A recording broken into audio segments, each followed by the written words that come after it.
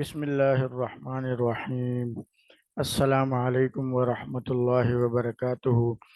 عزیز طلبہ و طالبات، آج کی اس ویڈیو میں ہم آپ کے لیے 12ویں جماعت کی اردو کی جو نئی کتاب ہے تو اس کی ایک نظم لے کر آئے ہیں، اور اس نظم کا نام ہے بدلی کا چاند۔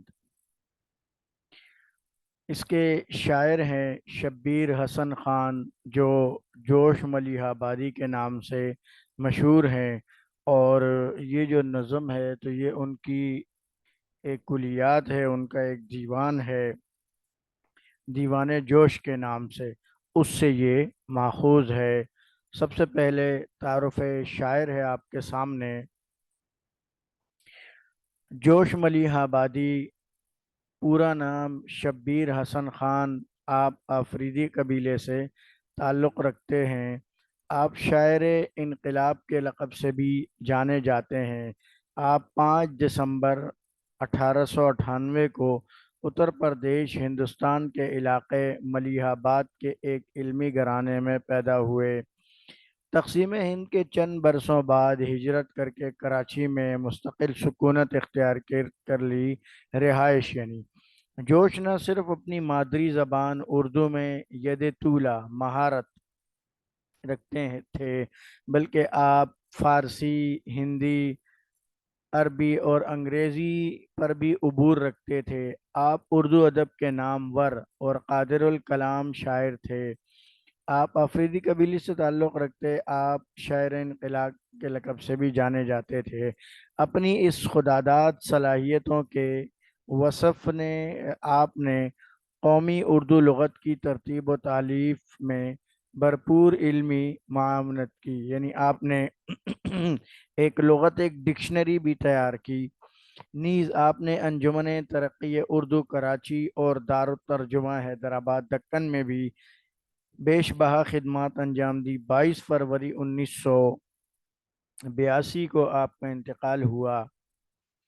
تصانیف، یعنی آپ نے جو کتابیں لکھی، آپ کی جو مشہور تصانیف ہیں، تو آپ کثیر التصانیف شاعر و مصنف تھے۔ آپ کے شعری مجموعوں اور تصانیف میں مندرجہ ذیل اہم نام شامل ہیں: نمبر 1 روح ادب، نمبر 2 آواز حق، نمبر 3 شاعر کی راتیں، نمبر 4 جوش کے 100 شعر، نمبر 5 نقش و نگار، نمبر 6 شعلہ و شبنم، نمبر 7 پیغمبر اسلام۔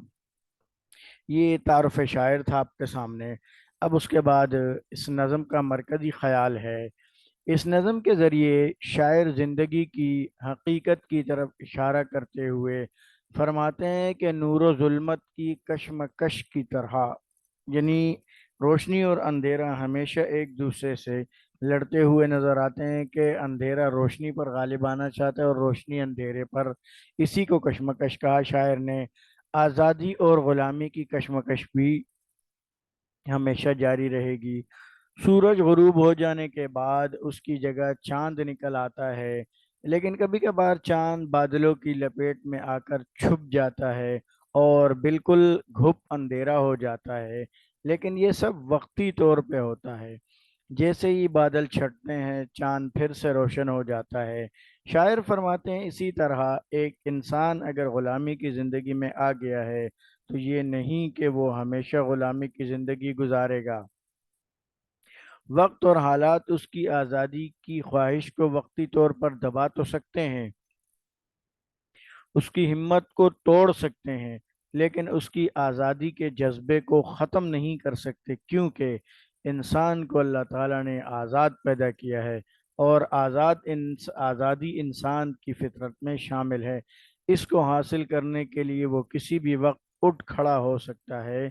اللہ تعالیٰ یعنی اس کو کسی بھی وقت اس کے لیے اٹھا سکتے ہیں، اور وہ اپنی ہمت کر کر اس میں آگے بڑھ سکتا ہے۔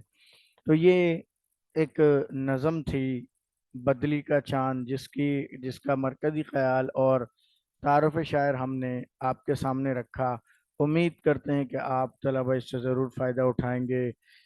اگر یہ مرکزی خیال سمجھ میں آئے تو چینل کو ضرور سبسکرائب بھی کیجئے گا، اور ویڈیو کو آگے شیئر بھی کریں، تاکہ اور بھی طلبہ اس سے فائدہ اٹھا سکیں۔ اگلی ویڈیو تک کے لیے اجازت دیجیے، اللہ حافظ۔